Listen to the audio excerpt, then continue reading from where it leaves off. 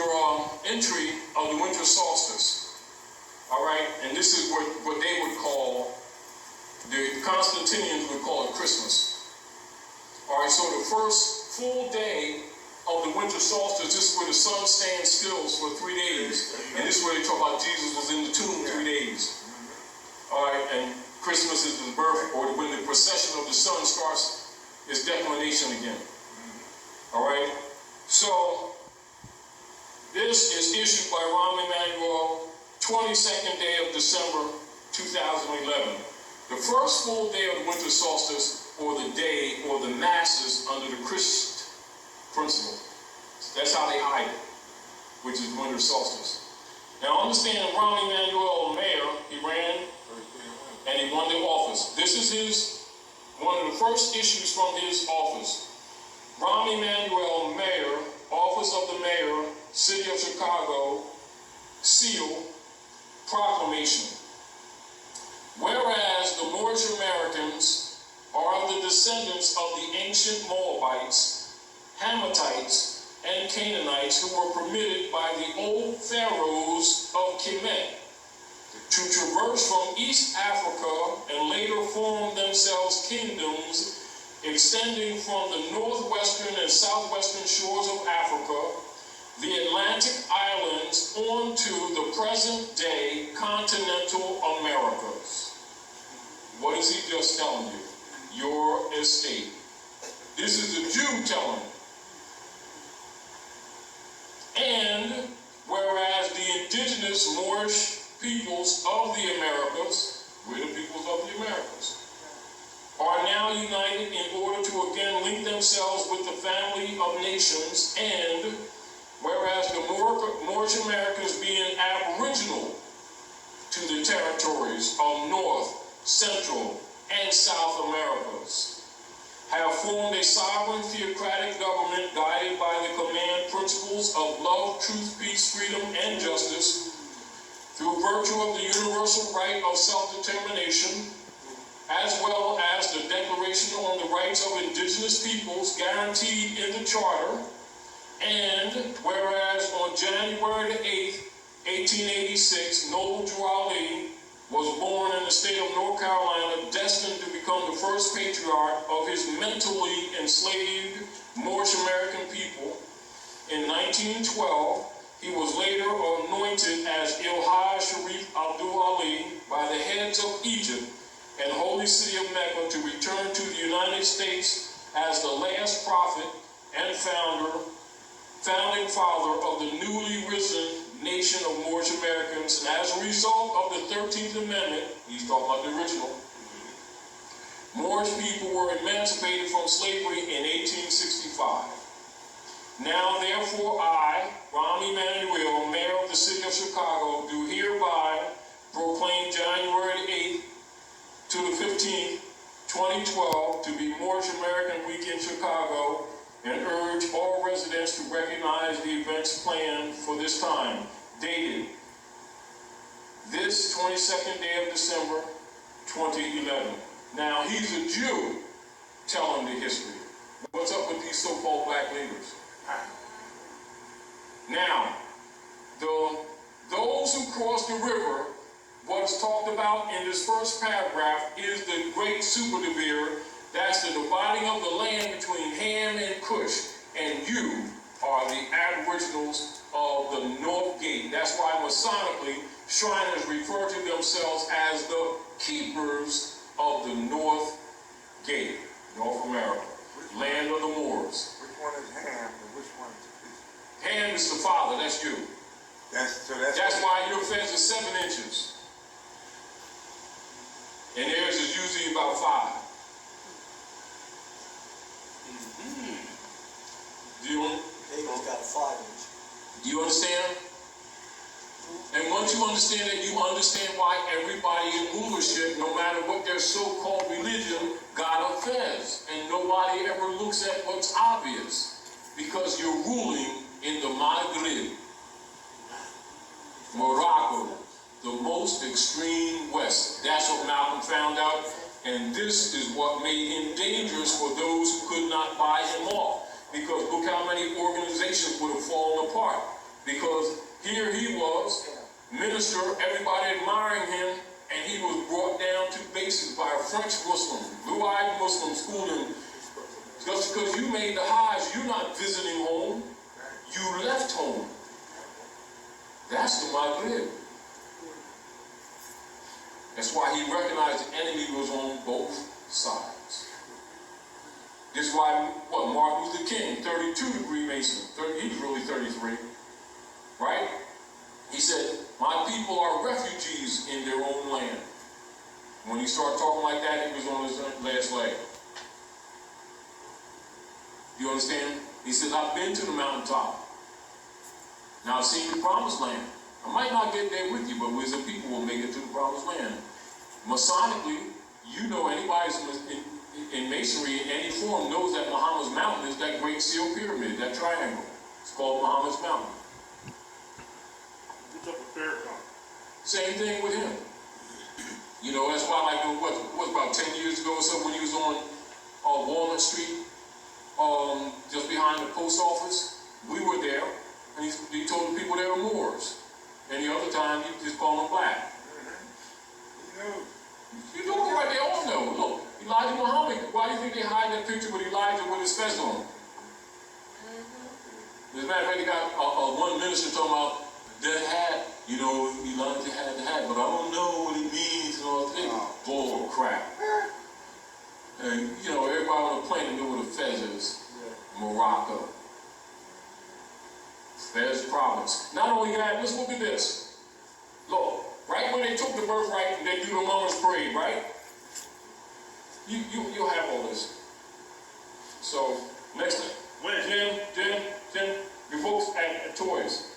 They should copy and give it Brother Nick. You hear that, brother? Now, 75 Act of Congress, April 17, 1933, petition for proclamation of Moorish American nationality name, public bill. Jurisdiction, founded upon the Philadelphia Home Rule Charters, Article 1, Section 1, -100, pursuant to Section 1 of Article 15 of the Constitution and Act of the General Assembly, April the 21st, 1949. And if you do research, you'll see that's universal rights of human rights.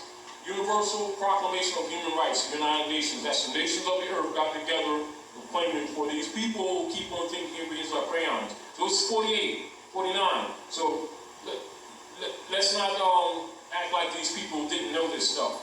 But they're going to tell you about Jesus and Muhammad, and they don't know this, right? Yeah, right. But they got a 501c3 skull and bones agreement, kickback, and then a lot of people say that comes from God for teaching the word, therefore they tax, and they know that was a skull and bones.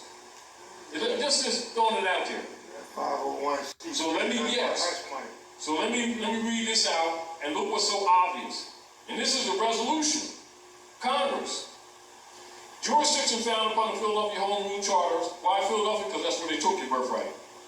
Article 1, Section 1-100, pursuant to Section 1 of Article 15 of the Constitution and Act of the General Assembly, April 21st, 1949, Public Law 665, pursuant to Article 2, Chapter 2, Section 2, 201, Section 5, Section 2-204, pursuant to Article 4, Chapter 1, Section 4, 103, Section 4, 105, Section 4, 201, Chapter 2, pursuant to the Pennsylvania Constitution, Articles 1, Section 1, 2, 3, 17, 20, 25, and 26, pursuant to the 1st, 5th, 9th, 10th, 13th, and 14th Amendments to the United States Constitution of America, with Memorandum of Law on the Nationality Act, supported by the 1933 Civil Rights Act, pursuant to Article 15 of the United Nations International Rights Charter, on Resolution 75, Act of Congress, April 17,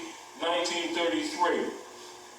In the City Council chambers in the city of Philadelphia, a petition act for resolution, jurisdiction, Article 20 of the Pennsylvania Constitution, Resolution 75, United States Code, pursuant to the Moorish, Moroccan, USA War Act Treaty, a petition for the notification.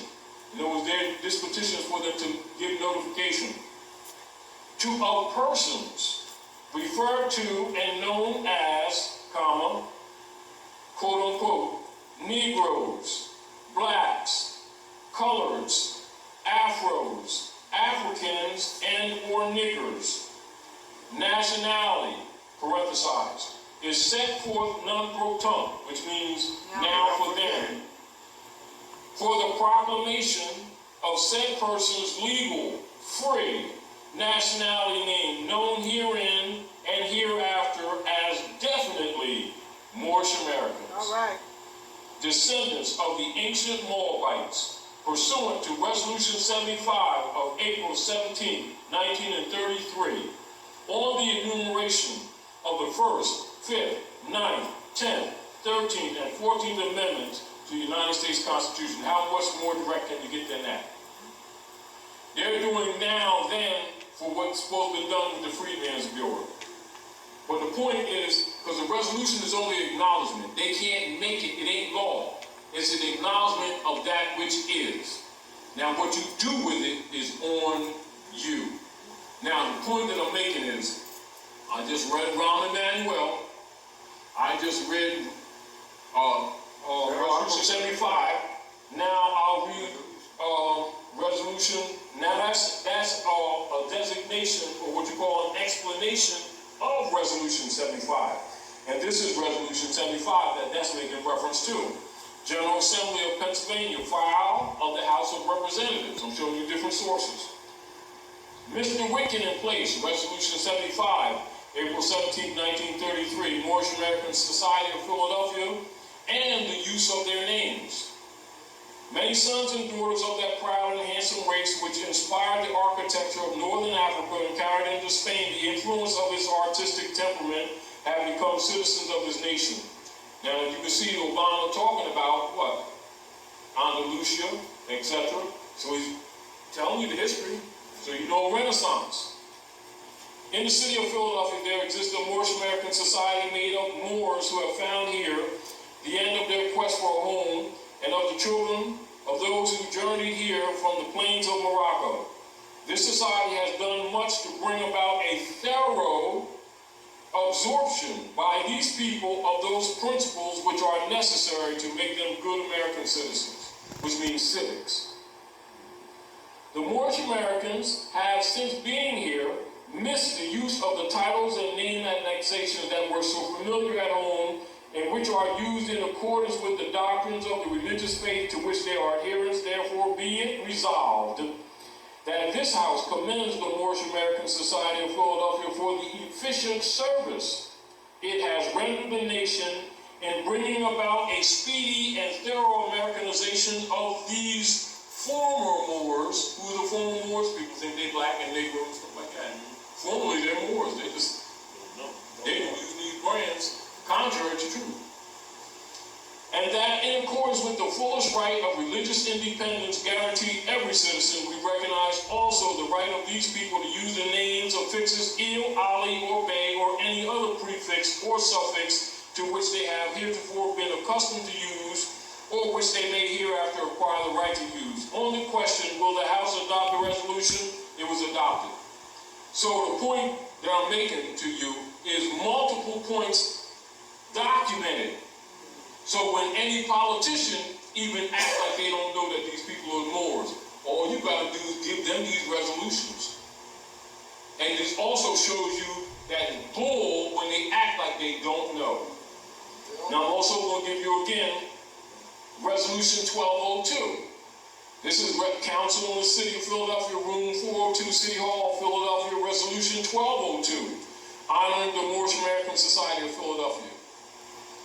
Whereas the Moorish American Society of Philadelphia is a thriving, vital community made up of Moors who have sought a better life and brighter future for their children as they journey here from the plains of Morocco, and whereas the Moorish American community has readily adopted the principles of freedom and democracy so necessary for their assimilation into the larger family of Americans from all manner of ethnic, religious, cultural, and racial backgrounds, and whereas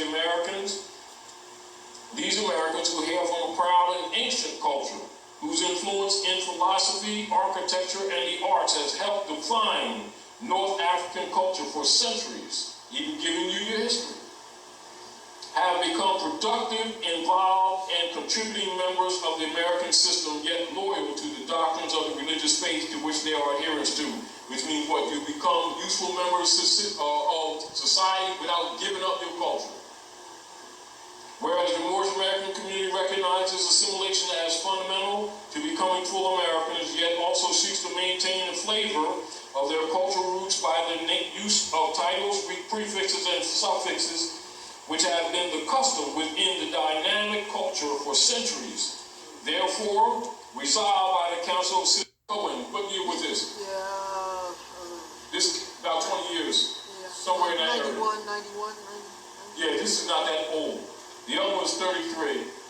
But the point is to be made is when you understand this history, you understand how to defend yourself against any of these clerks who are pretending that they don't know. Because what it represents is that you're reclaiming your estate and they can't keep the bullshit going on. Do you understand what I'm saying to you? But also, these are fundamental things that you can use in any argument, and it also demonstrates that your so-called black leaders are what, conveniently avoiding this information?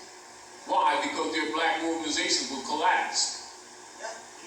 But they're counting on that our people don't have this information available because so much effort has been made by them to suppress it.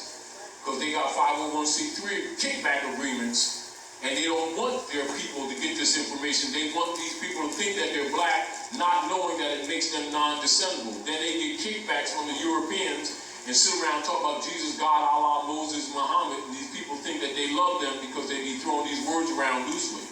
And then when the people catch hell, they call it racism, which is the species.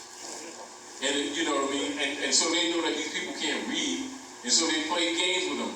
That's why when Moors conscious bring this information to the front of the people, you will see them try to misrepresent this information or act like it's a belief when it's actually their estate, their birthright. You know, so this is just more support information. Not only, you know, you can take people to an ordinary dictionary and show them that they're Moors. Yes. But it also demonstrates to you why these people have these agendas of keeping on bull crapping these people, keeping them diverted. And this is back to the point of being descendable in law. You must be your proper person. You must be in your proper person. You know, and so for you to enforce the Constitution, which is what? Itself a treaty. And this is why it says, like you were saying earlier, see, all contracts and engagements entered into before, that means there's a superstition, the adoption of this Constitution shall be binding against the United States. As you can see, they're subordinate. See, so if you don't know that you're a Moor, you can't make the claim of the right. That's why they promote the black, because it makes you non-descendable. And see, so a lot of times, the leader guys, when in order to get their people's attention, they'll start talking about Yahweh and Hebrew, which means Hebrew, those who cross the river, and then don't give you the bloodline, which makes you not descendable. It makes you talk about religious belief, not the estate. See, but if you don't have the history, you don't know that you should be arguing the state. And then when you start waking up, they say, well, if you do this, and then you can capture the straw man, then we give you $5. And then they get them running around when they need to claim the birthright, which is superior, because that's where they're bound. They're not bound by no UCC. They don't have to contract with you. They're bound by that Constitution.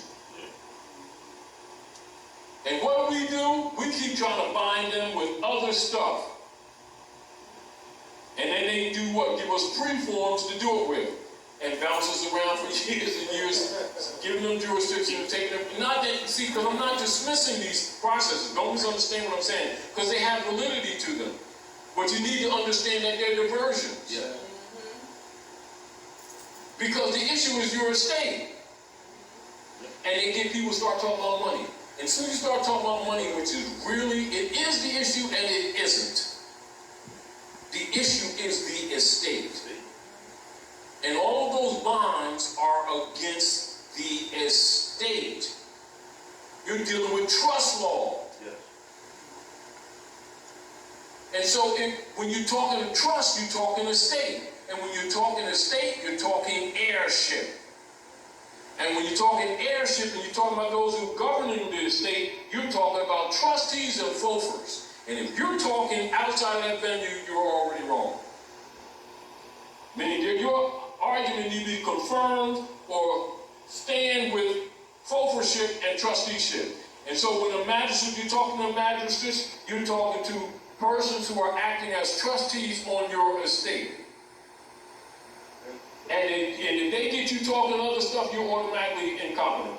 And if you're talking money, you're not allowed to handle the money. So if you're talking money, you have just sanctioned the fiat. And therefore you lied, now you have no claim of suit. Do you understand what I'm saying? I mean, it sounds good, but you're not allowed to handle money. You're handling bookkeeping digits, which are private commercial paper for bookkeeping purposes only. And when you call it money, that means you've been satisfied. Now your argument's over. And if they can trick you to make some kind of instrument that looks for a benefit within that straw, now you killed your future restoration or restitution argument because you sought a benefit in what you knew was a fraud. And the will and intent is what in law what matters. And when you sought a benefit and then called it money, you lied and you sanctioned the straw because you sought a benefit rather than suing for fraud. It's fine, good brother. It's fine. This is what they know. This is what they know. This is what they know. You're under occupation via the Spanish Inquisition. Spanish Inquisition is the Inquisition against the Moors and Ibri, Moors and Jews. Number one of the Christian black codes is the expulsion of the Jews from the colony. That's you. That's the black codes. All right? Now, the deal of it is like this. They know that when they're talking to you, they're talking to the dead until you demonstrate that you're alive. Meaning that you're already dead until you're declared alive. So every human being or every death certificate, which is birth certificate, marriage, all of them are bottom-re instruments. Write that down. Bottom-re. Just like you write bottom with an R-Y. Bottom-re instruments, and you're considered cargo in the base of the ship. Wow. Do you understand? Dead cargo at that. Coming into the ports of Rome. And therefore, since there's no living and it's a dead contract, they're claiming all that's on the ship. Because you failed to deliver. What are all the instruments? Birth certificates, marriage certificates, original manufacturer, titles of origin, that goes to all the cars, vehicles, etc. This is why you're only given a certificate of title, not title. They give a certificate that tells you that a title exists. That's why if you have a vehicle, it will say certificate OF of title. It does not say title. Don't say title. Certificate of title. That word They know you can't read. It means, guess what? You don't know it. Title exists somewhere. That's what it's saying. This is a certificate saying, there's a title somewhere.